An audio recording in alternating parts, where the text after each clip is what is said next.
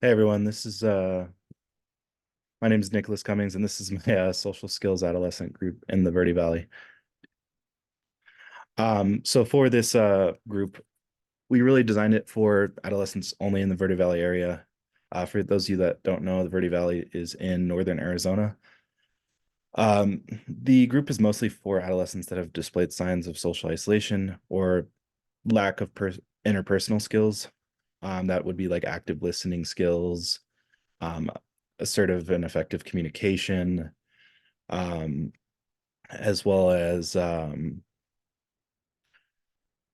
I guess the way you can kind of see is if someone's just really socially isolating. That's a really good way of figuring out. The referrals are mostly going to be by schools, juvenile probation, tribal agencies, and other behavioral health agencies that have deemed that the individual struggles with interpersonal skills or are facing some social isolation.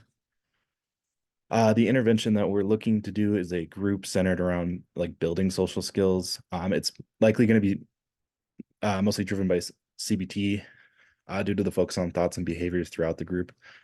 Um, Most of it will be focused on the behaviors such as active listening, assertive and effective communication, as well as like setting boundaries and so forth. But there can be some thoughts behind that. I imagine there will be some people in the group that will also have a problem with like social anxiety. Um, what we're hoping to get out of the group is a decrease in social isolation, as well as like help people build better, stronger relationships over time through acquiring like these skills. So the group design is going to be 8 sessions over 8 weeks.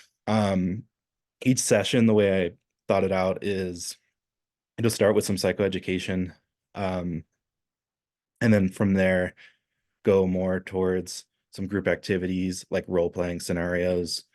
For week one, it's mostly introductions and the initial evaluation of the people's like interpersonal skills. Weeks 2 and 3 is going to be about active listening skills. Week 4 and 5, conflict resolution and boundary setting. Week 6 and 7 will be about effective and assertive communication. And then week 8, we bring it all back together. And it'll mostly be those role playing exercises as well as like the final evaluation to see have they gotten better throughout the 8 weeks. Like I said, the objective is to increase active listening, conflict resolution skills, improve assertiveness in group settings and where there's like an unequal power dynamic. So not just with peers, but also like our bosses or like teachers, basically where people are not necessarily on the same ground. So the rationale for the need within the community, um, the U.S. Census Bureau in 2013 found about like 15% of the total population in Yavapai County was adolescents under the age of 18. The Verde Valley area is very spread out. There's a few areas outside of school and work environments for people to engage socially outside of church. Um, According to like this article by Kim and his colleagues, in the US, 37% of high schoolers in 2021 reported experiencing poor mental health during the COVID-19 pandemic. The reason why we're talking about the COVID-19 pandemic in this is because it is likely the most socially isolating like time, uh, at least as of recent, where we've been able to kind of collect data on social isolation. 44% of these high schoolers also reported feeling like persistently sad or hopeless in the past year. With increases in social isolation, they also found like an increased rate of obesity and substance abuse among these high schoolers. So social isolation uh, is not like good for our communities. And the rationale for the need for this group is to that it hopes to address that social isolation. So the evidence-based like social work intervention we're going to use is mostly CBT and psychoeducation. CBT, like I said, we're going to look more towards behaviors, um, like active listening skills. So if someone is not doing a good job at their nonverbal communication, so like their posture when they're talking to someone, are they um, like looking at the person when they're communicating? a bunch of different other things, as well as like with conflict resolution.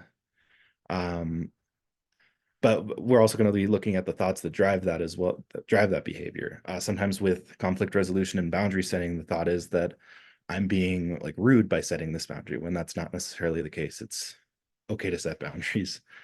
We also want to have like a strength-based perspective throughout the group, primarily because we want it to be more encouraging rather than discouraging. I want it to build their confidence up, and as we build up confidence in these social skills, then I hope they would get better at them.